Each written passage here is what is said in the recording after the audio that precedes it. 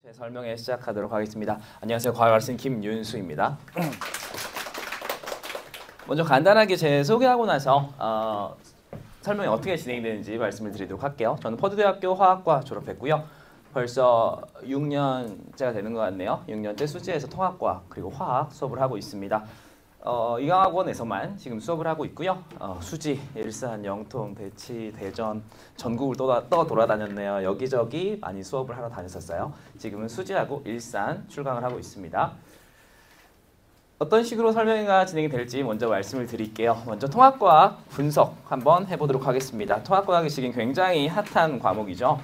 개정이 됨에 따라서 가장 많은 변화가 발생한 과목입니다. 어떤 식으로 변했는지를 먼저 말씀을 드릴게요. 그 다음 성복고의 분석을 해볼 거고요. 마지막으로 수업 소개까지 진행을 해보도록 하겠습니다.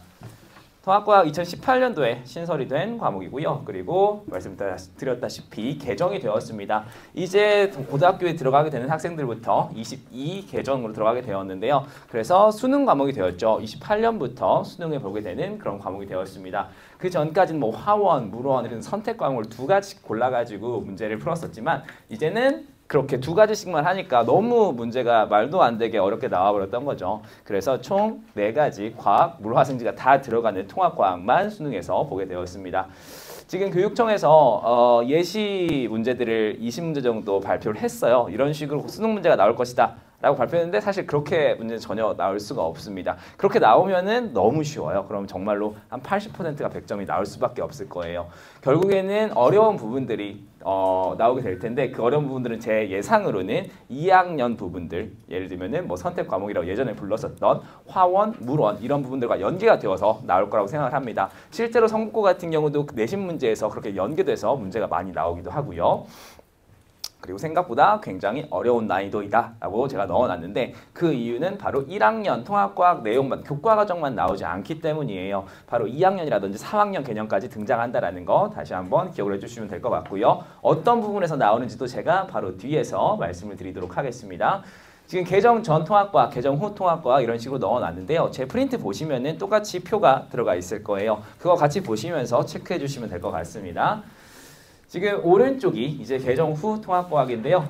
크게 보면은 새로 포함된 단원이 2단원이 있고요. 그리고 빠진 단원이 1단원이 있습니다. 새로 추가가 된 단원 같은 경우는 맨 앞에 그리고 맨 뒤에 과학의 기초 그리고 마지막 과학과 미래사회라고 들어가 있는데요. 이 두 부분은 그냥 간단하게 과학 상식이라든지 기초, 뭐 단위라든지 혹은 수행평가, 보고서에서 나올 법한 부분이지 어떤 지필평가, 중간고사, 기말고사에 들어갈 내용들은 아닙니다. 사실 새로 들어간 내용들은 크게 뭐 별거 없어요. 하지만 빠진 내용이 굉장히 크게 됩니다. 어떤 부분이 빠졌는지를 바로 뒤에서 또 알려드리도록 할게요. 일단 중요 단원들 한번 체크해드리도록 하겠습니다. 지금 아마 흑백으로 프린트가 되어 있어서 중요 단원 체크하기가 쉽지 않으실 텐데 앞에 보시면은 제가 노란색으로 이렇게 표현을 해놨습니다. 이런 부분이 뭐 성북고도 똑같아요. 1학기 중간고사, 1학기 기말고사의 킬러 단원이라고 보시면 될 것 같은데요. 1학기 중간고사 같은 경우는 물질의 규칙성과 성질, 화학이 굉장히 중요하게 나온다라고 생각하시면 됩니다.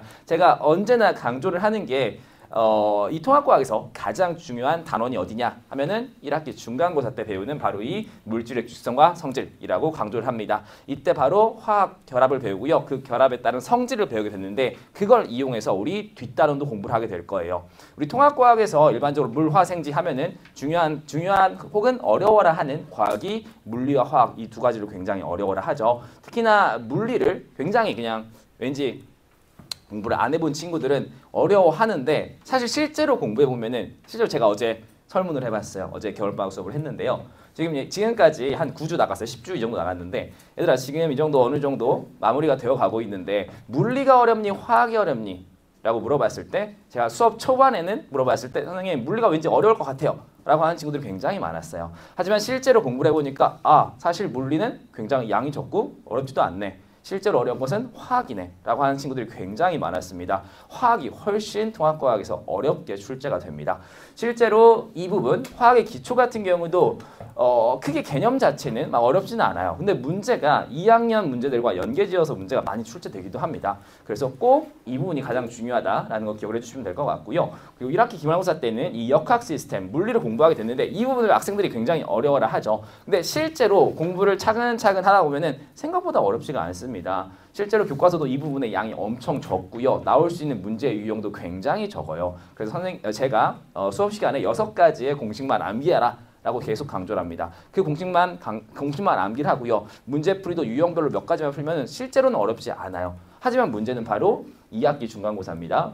2학기 중간고사 때 배우게 되는 이 화학 변화, 이 부분이 굉장히 어렵습니다. 중화반응, 산화환원, 지금 제 수업을 듣는 친구도 있는 것 같은데 굉장히 어려워요. 중화반응 화학, 산화환원 같은 경우는 2학년 혹은 3학년 때 배우게 되는 화원, 예전까지는 뭐 화원이라고 불렀었죠. 화원의 수능 문제에서도 킬러 단원입니다. 실제로 많은 선생님들께서 내신 문제를 그런 킬러 단원들의 뭐 수능 문제들 혹은 모의고사 문제들의 유형들을 차용하셔서 문제를 굉장히 많이 내세요. 그래서 이 부분을 잘해야 되는데 이 부분을 잘하기 위해서는 결국에는 1학기 중간고사 이 화학의 기초 부분을 잘 다져놓지 못하면은 이 부분을 절대로 잘할 수가 없습니다.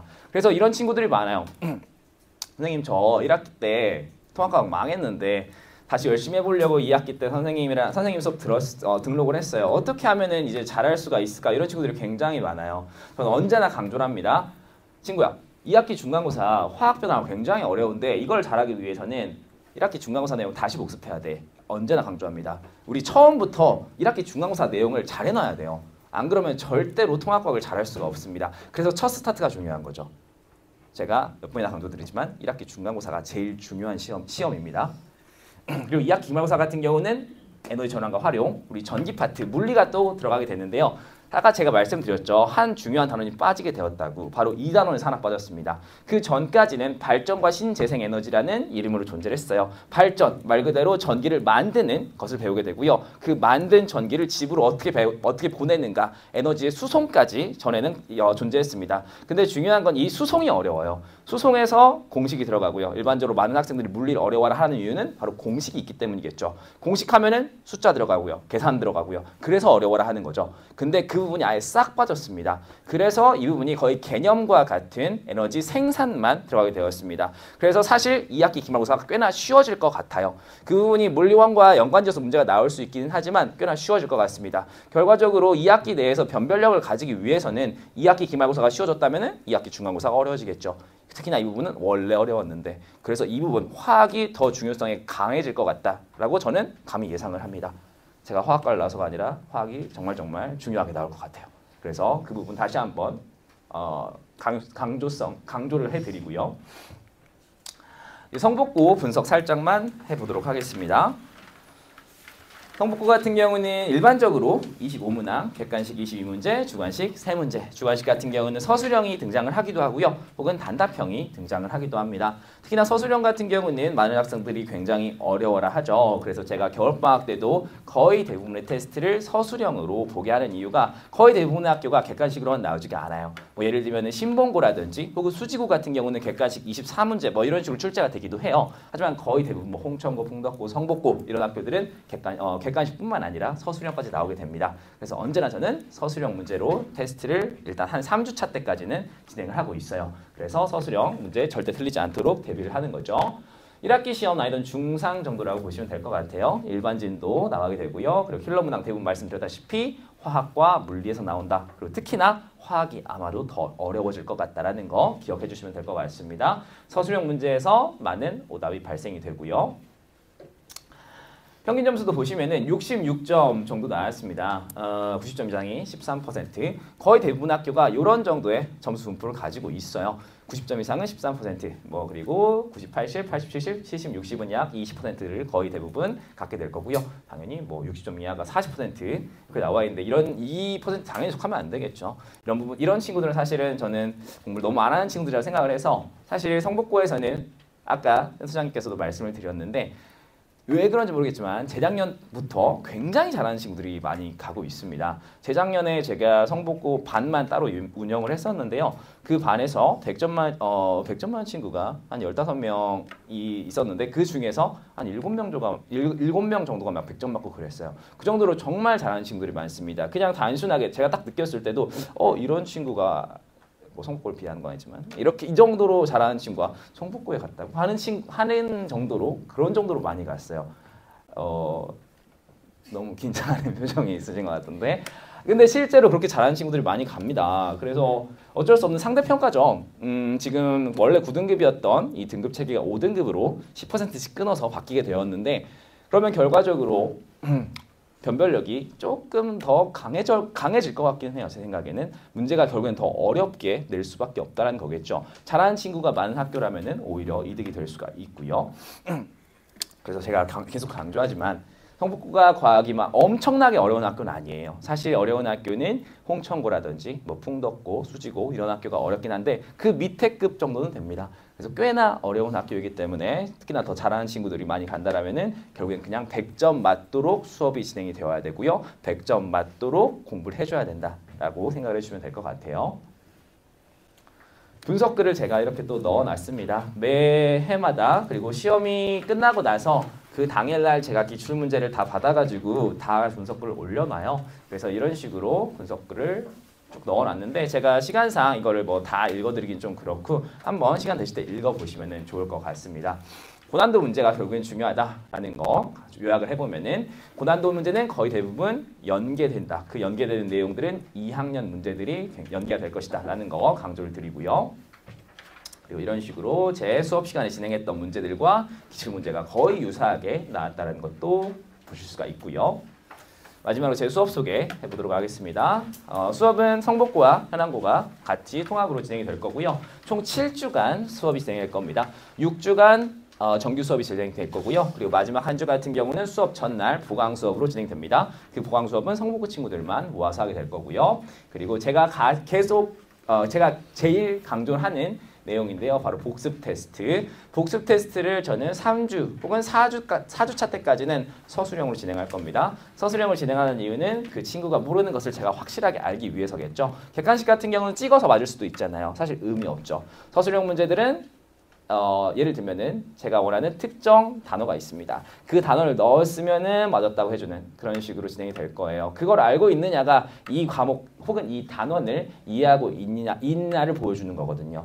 그래서 여기에서도 제 수업을 듣는 친구가 있겠지만은 서술형 문제로 다 진행을 하고 있다라는 거, 그 부분도 다 제가 첨삭을 해줍니다. 수업 끝나고 나서 틀린 거 가져와 한 다음에 하나하나씩 다 짚어주고요. 이 친구가 이걸 이해하고 있는지 다 확인을 하고 이해할 때까지 제가 다 보강 수업을 진행을 해주고 있어요. 그리고 미달 시에는 커트라인 점수 평균 점수입니다. 평균 점수 미달 시에는 남아서 수업이 진행된다라고 보시면 될 것 같습니다. 일반적으로 지금 3시간이 수업 시간으로 잡혀 있는데요. 어제 같은 경우도 6시에서 9시까지 저녁 수업이 진행이 되었는데 평균 점수 밑에 있는 친구들은 9시 45분 정도에 귀가를 했습니다. 그래서 거의 조금 약간 공부를 못하는 친구라면은 거의 4시간 정도의 수업이 진행될 거다라고 보시면 될 것 같고요. 그리고 강의 영상 다 나가게 됩니다. 만약에 피치 못할 사정으로 못 오게 되면은 영상 보강 진행이 되고요. 과제 같은 경우는 80에서 100문제, 기출문제 그리고 수능 문제가 포함이 되어 있는 약 2-3시간 분량이다라고 보시면 될 것 같습니다.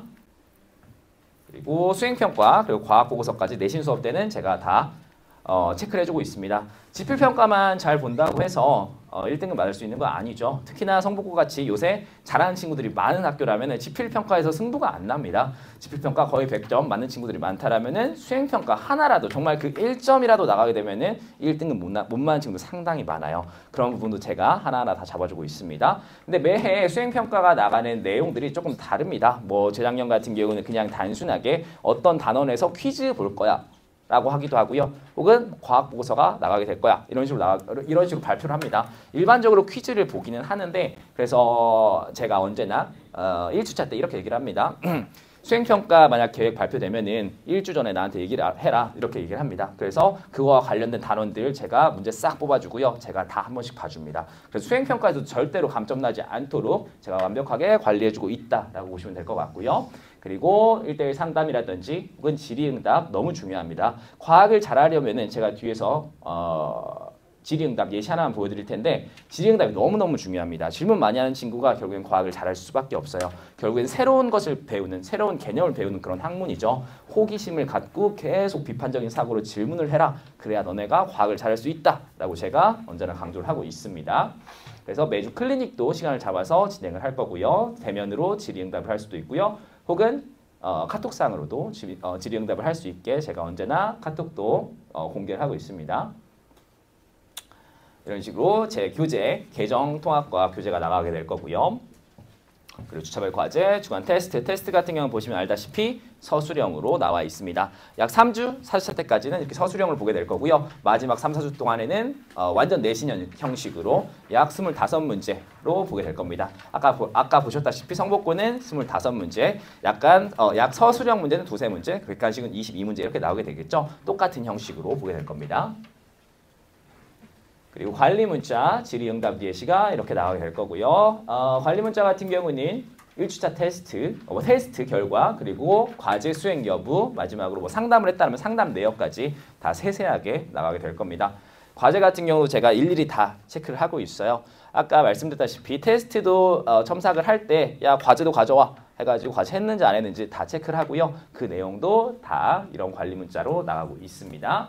그리고 질의응답 같은 경우도 지금 이 친구가 사실은 홍천고 전교 1등 친구였어요. 재작년에 전교 1등 친구였는데 지금 시간 보면 아시다시피 새벽 2시에 질문을 했었죠. 이 정도 열정은 있어야 전교 1등 할 수 있습니다. 홍천고에서는. 성북고 같은 경우도 똑같아요. 굉장히 잘하는 친구들이 많죠. 굉장히 열정을 가지고 있는 친구들이 많은데요. 그런 친구들을 제가 당연히 그 열정을 받아서 답을 해줘야 되겠죠. 그래서 제가 새벽 3시에 길게 답장을 해줬습니다. 이런 식으로 질의응답 너무 중요하다는 거 다시 한번 강조드리고요. 보강 영상이 이렇게 나가고 있습니다. 100점 인증도 다 이런 식으로 했고요. 마지막으로 수업 일정 말씀을 드리겠습니다. 총 7주간 이루어지고요. 6주차 때까지는 정규 수업이 이루어집니다. 3월 10일 월요일 저녁 타임입니다. 6시부터 9시까지. 근데 9시부터 약 또 1시간 동안에는 클리닉이라고 보시면 되겠죠. 재시험 봐야 되는 친구는 재시험 보고요. 그리고 질의응답 하고 싶은 친구들은 남아서 질의응답하고 10시까지 수업을 하고 가면 될 것 같습니다. 그리고 교재는 제 내신 교재 플러스 성복고 맞춤형 프린트까지 제가 성복고도 꽤나 오래 했어요. 한 4, 5년 정도. 처음 시작한 게 거의 2년부터 성복고 학생들을 맞았던 것 같은데 그래서 꽤나 많은 자료들이 축적이 되어 있습니다. 그 친구들을 위한 맞춤형 자료까지 나가게 될 겁니다. 제가 아까 말씀드렸다시피 성복고 친구들이 학생들이 굉장히 잘하는 친구들이 많아졌어요. 결국 100점을 맞는 게 결국 1등급을 맞는 게 중요한 게 아니에요. 언제나 100점을 목표로 공부를 하게 될 거고요. 그 100점을 목표로 하는 친구들을 제가 꼭 쭉 끌어가지고 꼭 그렇게 그 친구들의 목적에 맞게 제가 100점 맞춰주도록 하겠습니다. 믿고 등록을 해주시면 감사할 것 같아요. 혹시 질문 있으신가요? 질문 없으시면 제 설명에는 이만 해보도록 하겠습니다. 이상 과학학생 김윤수였습니다. 감사합니다.